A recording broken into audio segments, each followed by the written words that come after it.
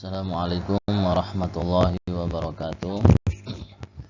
Alhamdulillah rabbil alamin. Allahumma shalli wa sallim wa barik ala sayyidina wa maulana Muhammadin wa ala alihi wa sahbihi ajma'in. Amma ba'du.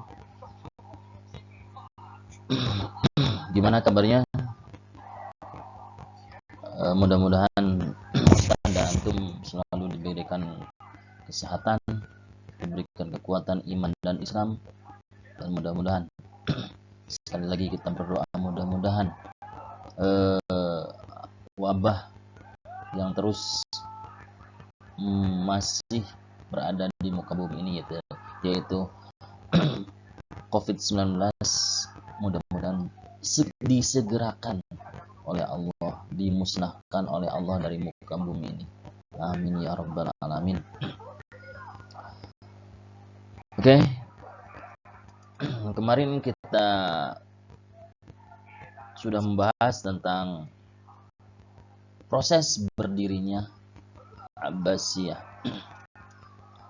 Kita sudah membahas tentang proses berdirinya Abbasiyah. Di antaranya itu prosesnya itu ya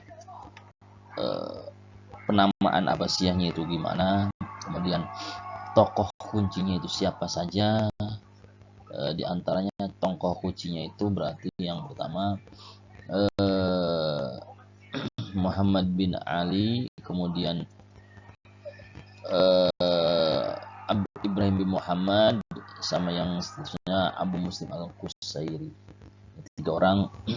Ada lagi sebenarnya Abul Abbas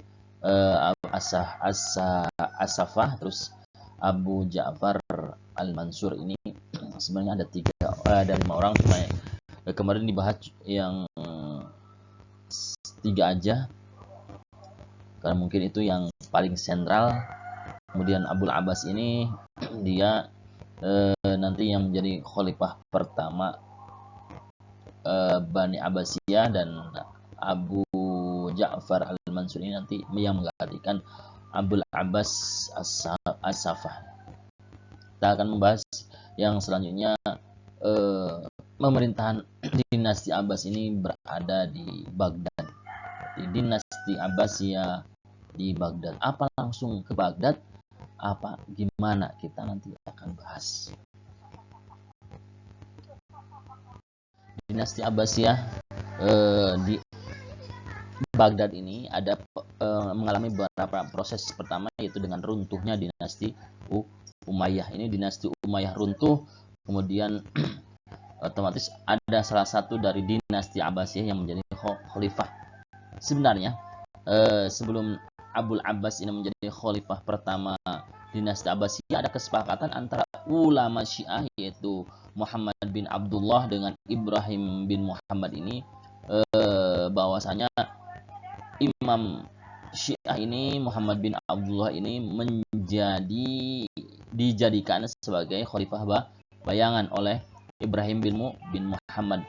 Akan tetapi kenyataan setelah dinasti Umayyah runtuh ini, yang menjadi khalifah sungguhan malah Abul Abbas As-Safah, bukan imamnya Syiah. Setelah Abul Abbas atau Abul Abbas ini, nama lengkapnya ini yaitu Abdullah Abdullah bin Muhammad bin Ali bin Abdullah bin Abbas bin Abdul Muthalib bin Hisham. Jadi itu nama lengkapnya. Kemudian disematkan Abul Abbas ini berarti nanti disandarkan ke kakeknya. Kemudian istilah As-Safah ini disematkan kepada dia karena si Abdul Abbas atau Abdullah bin Muhammad bin Ali bin Abdullah bin Abbas ini dia terkenal sebagai si penumpah darah. Ini terkenal dengan As-Safah ini karena dia sering menumpahkan darah, makanya dijuluki As-Safah. Kemudian Abul Abbas ini dilahirkan di Humaimah, itu kota dekat Balko. Ini pada tahun 108 Hijriah. Abul Abbas ini dilahirkan di suatu daerah atau apa yang namanya, tempat yang dinamakan Al-Humaimah, itu daerah dekat Balko. Itu lahirnya itu sekitaran tahun 108 Hijriah. Jadi dia Abul Abbas ini mendapat mendapat gelar As-Safah, yaitu si penumpah darah. Setelah Abul Abbas meruntuhkan dinasti meruntuhkan dinasti Umayyah dengan terbunuhnya Marwan di Kufah, otomatis pemerintah di dinasti Abbasiyah ini dimulai di Kufah. Kufah ini dijadikan pertama kali oleh dinasti Abbasiyah sebagai ibu kota. Kemudian Abul Abbas merasa banyak di Kufah ini banyak kelompok Syiah, dan dia kelompok Syiah terus merongrong. Akhirnya dia pindah ke Hirah. Terus setelah beberapa tahun atau beberapa bulan dia merasa tidak cocok di Hirah. Kemudian dia pindah ke yang namanya Anbar, ke kota Anbar. Nah, nanti di kota Anbar ini dia lama dan membangun yang namanya sebuah istana yang dinamakan dengan Istana Hashimiyah. Di sini dia menjadi khalifah di Istana Hashimiyah, menjadi khalifah beberapa tahun sampai dia meninggal. Ketika dia meninggal, tahta khalifah ini digantikan oleh Abu Ja'far Al-Mansur.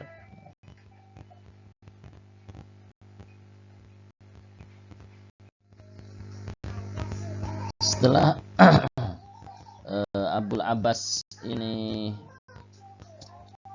meninggal, maka digantikan dengan yang namanya Abu Ja'far Al-Mansur. Digantikan oleh Abu Ja'far Al-Mansur. Abu Ja'far Al-Mansur sebagai khalifah yang kedua. Setelah Abu Ja'far Al-Mansur menjadi khalifah kedua, dia menggantikan atau memindahkan ibu kota yang tadinya di Anbar menuju menuju kota yang namanya Baghdad. Memindahkan ibu kota ke Baghdad. Alasannya kenapa Abu Ja'far Al-Mansur ini memindahkan ibu kotanya yang tadinya di Anbar ini, memindahkannya ke Baghdad. Padahal di Anbar ini ada yang namanya Istana Hashimiyah. Alasannya kenapa? Karena di Anbar ini karena Anbar ini terletak di antara Syam dan Kufah. Ada di antara Syam dan Kufah. Sedangkan Kufah ini merupakan sentral atau yang menguasainya itu orang-orang Syiah. Jadi orang-orang Syiah terus merongrong ke pemimpinan Abu Ja'far Al-Mansur. Makanya dia pindah ke Baghdad. Sedangkan di Baghdad ini orang-orang yang pro Ahlul Bait atau orang-orang yang emang menjadi basisnya Abbasiyah, makanya pindah ke Baghdad. Dan Baghdad ini merupakan daerah yang aman. Ini alasannya karena ada ancaman dari Syiah. Kenapa pindah ke Baghdad? Alasannya itu karena ada ancaman dari Syiah. Ini Syiah terus merongrong pemerintahan Abu Ja'far al-Mansur. Kenapa? Karena tadi ketika perjanjian pertama, Imam Syiah lah yang dinobatkan sebagai khalifah bayangan. Akan tetapi kenyataannya ketika Umayyah sudah runtuh, yang menjadi khalifah bukan Imam Syiah. Makanya Syiah terus merongrong yang namanya pemerintahan Abbasiyah. Makanya dipindahkanlah oleh Abu Ja'far ibu kotanya ini agar aman, atau karena terus diancam oleh Syiah, dipindahkanlah ke Baghdad. Karena Baghdad ini mayoritasnya pendukung Abbasiyah dan orang-orang yang sangat cinta Ahlul Bait. Kemudian selain dari ancaman dari Syiah, ada juga yaitu mengurangi ancaman dari Umayyah. Karena apa? Karena dinasti Umayyah ini belum sepenuhnya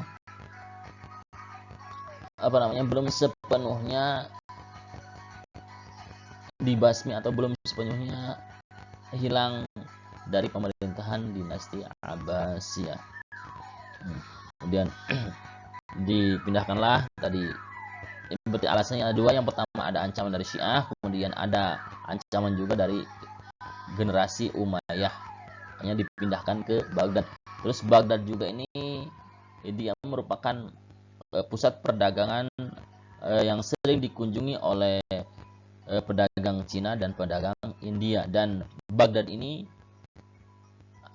dia namakan dengan Dar As-Salam, itu kota atau tempat yang aman. Ini dijuluki dengan yang namanya Dar As-Salam, itu kota Baghdad. Yang terakhir, alasannya apa? Tadi kenapa memilih Baghdad ini? Karena Irak atau Baghdad ini merupakan basis kekuatan Abbasiyah, dan Abbasiyah Baghdad ini orang-orangnya itu cinta Ahlul Bait. Ini kenapa Abul Abbas berpindah ke Baghdad, padahal di Anbar ini tadi ada istana Hashimiyah. Karena alasan yang pertama ada ancaman dari Syiah, karena letaknya Anbar ini antara Syam sama Kufah, sedangkan Kufah ini mayoritas Syiah. Kemudian ada ancaman lagi dari yang namanya Umayyah, masih ada ancaman dari orang-orang Umayyah yang selamat atau belum ditumpas atau belum dikikis ya. Yang seterusnya alasannya karena tadi Irak ini merupakan basis besar yang namanya Abbasiyah, dan Baghdad ini orang yang cinta Ahlul Bait atau cinta Nabi. Ini alasan kenapa Abu Ja'far al-Mansur sebagai khalifah kedua memindahkan ibu kota atau ibu negaranya ke Baghdad. Ya, tadi kita membahas tentang yang namanya kenapa bisa Abbasiyah ada di Baghdad. Ya, tadi alasannya. Yang memindahkan ibu kota ke Baghdad ini Abu Ja'far al-Mansur. Kemudian setelah itu kita melihat ibrah berdirinya Abbasiyah. Pelajaran yang diambil dari berdirinya Abbasiyah ini apa? Nanti kita akan bahas di sini.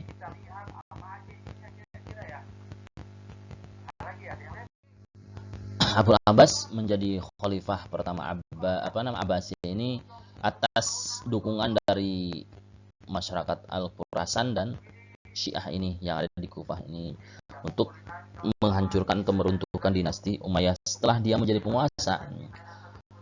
Selama Abu Abbas menjadi penguasa ini secara efektif dia terus mengikis yang namanya pengaruh dinasti Umayyah di masyarakat. Dia terus pengaruh Umayyah ini dikikis,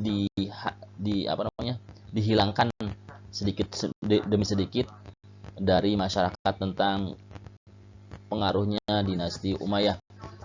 Usahanya untuk mengikis pengaruh dinasti Umayyah itu dengan cara mengirim pamannya Abdullah bin Ali untuk mengusir atau mengikis sisa-sisa pasukan Umayyah yang berada di Sungai Zab. Dia mengirim pamannya yaitu Abdullah bin Ali untuk menghancurkan atau mengikis habis sisa-sisa pasukan Umayyah yang ada di sungai Jab ini. Di sungai Zab ini berarti sungai yang berada di antara Mosul dan Samara. Ini sungai Jab ini sungai yang terletak di Mosul sama Samara ini. Abul Abbas mengirim yang namanya pamannya untuk mengusir, bukan menumpas atau mengikis habis yang namanya sisa-sisa pasukan Umayyah yang berada di sungai Zab, sekitar sungai Zab. Kemudian setelah kemudian Abul Abbas juga yaitu mengirim yang namanya Abu Ja'far Al-Mansur untuk mengambil alih komando yang menyerang Yazid bin Umar. Dia mengambil komando, mungkin tadinya ada seseorang yang diutus untuk membunuh atau menyerang Yazid bin Umar selaku gubernur Irak, kemudian digantikan oleh Abu Ja'far Al-Mansur. Abu Ja'far Al-Mansur menggantikan yang namanya menggantikan seorang yang menyerang Yazid bin Umar yang berada di Irak. Ini keseriusan atau yang dilakukan oleh yang namanya Abul Abbas As-Safah ketika dia menjadi atau naik tahta sebagai khalifah pertama dinasti Abbasiyah.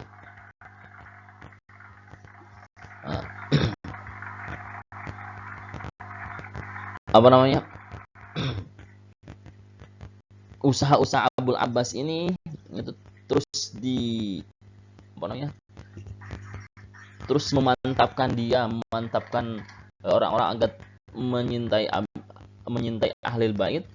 Itu dia selalu bekerja sama. Selain dengan kaum Syiah, dia juga masih bekerja sama dengan kaum Syiah, masih merayu kaum Syiah. Selain Syiah, dia juga bekerja sama atau merayu yang namanya keluarga Al-Muhallab. Yazid, nanti ada yang namanya Yazid bin Muhallab. Ini keluarga Muhallab atau Yazid bin Muhallab ini bekerja sama dengan yang namanya Abbasiyah untuk meruntuhkan atau untuk mengikis pengaruh Umayyah di pemerintahannya Abbasiyah. Kemudian Yazid bin Muhallab juga nanti akan menguasai yang namanya Basrah. Basrah ini tempat tinggal Yazid bin Al-Muhallab. Ini dia rebut lagi pada ketika dia berada di dinasti Abbasiyah ini, dia rebut. Kemudian sebagai tanda terima kasihnya Abul Abbas atau dinasti Umayyah, dinasti Abbasiyah terhadap kerja kerasnya Yazid bin Muhallab ini, maka Yazid bin Muhallab ini dijadikan gubernur Irak atau gubernur Basrah dan gubernur Ifkriyah. Ini dia dijadikan yang namanya gubernur Basrah dan gubernur Ifkriyah oleh dinasti Abbasiyah, diberikan kehormatan menjadi gubernur. Kemudian selain Yazid bin Muhallab juga ada yang namanya Muhammad, itu anaknya Khalid bin Yazid ini ya. Dia juga memberikan kontribusi terhadap yang namanya dinasti Abbasiyah. Makanya oleh dinasti Abbasiyah ini rasa terima kasih mereka terhadap Muhammad ini atau anak Yazid ini, maka diangkatlah anak Yazid atau Muhammad ini menjadi pejabat tinggi di pusat pemerintahannya Abbasiyah. Karena apa? Dia berhasil membebaskan kota Kufah. selain orang-orang yang tadi membantu Abbasiyah untuk mencapai atau untuk apa namanya, menenteramkan daerah kekuasaan Abbasiyah dari Umayyah, ada juga di sini tantangan-tantangan atau tekanan-tekanan yang dari luar. Yang pertama tekanannya itu yang pertama dari kelompok Qais di Suriah. Ini kelompok Qais di Suriah ini menjadi tantangan atau menjadi ancaman bagi yang namanya dinasti Abbasiyah. Karena apa? Karena mereka menolak ajakan untuk mengakui bahwa pemerintahan Abbasiyah ini pemerintahan yang sah. Bahkan dia ada indikasi untuk memberontak. Ini kelompok Qais di Suriah ini menyatakan diri berbelok atau tidak menyetujui atau tidak mau membaiat yang namanya Abul Abbas As-Saffah sebagai khalifahnya sebagai khalifahnya Abbasiyah. Dia terus merongrong bahkan memberontak secara terang-terangan. Ini tantangan dan tekanan yang ada atau dimiliki oleh yang namanya Abul Abbas As-Saffah atau Khalifah Abbasiyah. Kemudian selain kelompok Qais juga ada yang namanya Al-Khurasan. Al-Khurasan juga tidak semuanya setuju terhadap kepemimpinannya Abul Abbas As-Saffah. Karena apa? Karena mereka merasa terlantarkan, atau karena mereka atau dinasti Abbas ini cenderung tidak memberikan perhatian kepada Al-Khurasan. Padahal Al-Khurasan ini dia mati-matian membela dan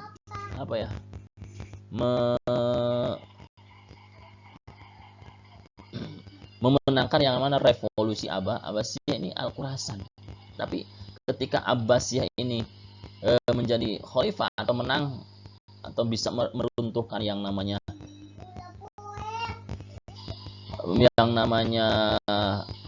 Umayyah, Al-Khurasan ini dikucilkan, tidak diperhatikan lagi. Makanya dia tidak mau mengakui kekuasaan Abbasiyah.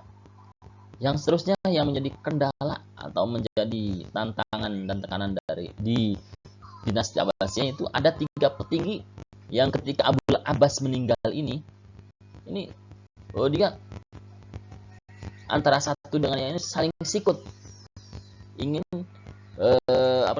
ingin menjadi seorang pemimpin generasi atau pemimpin dinasti Abbasiyah. Yang pertama tadi Abu Ja'far Al-Mansur, kemudian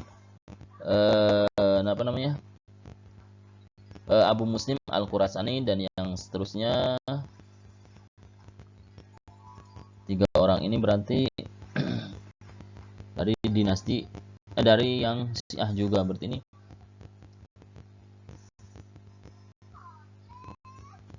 Abdullah bin Ali. Berarti ada 3 orang. Yang pertama Abu Ja'far Al-Mansur, kemudian Abdullah bin Ali, dan Abu Muslim Al-Khurasani. Ini 3 petinggi ini saling antara satu sama lainnya. Itu antara Abu Ja'far, terus Abdullah bin Ali, sama Abu Muslim Al-Khurasani. Ini sama-sama ingin memimpin dinasti Abbasiyah setelah Abul Abbas meninggal dunia pada tahun 136 Hijriah atau 754 Masehi. Jadi sebelum dinasti Abbasiyah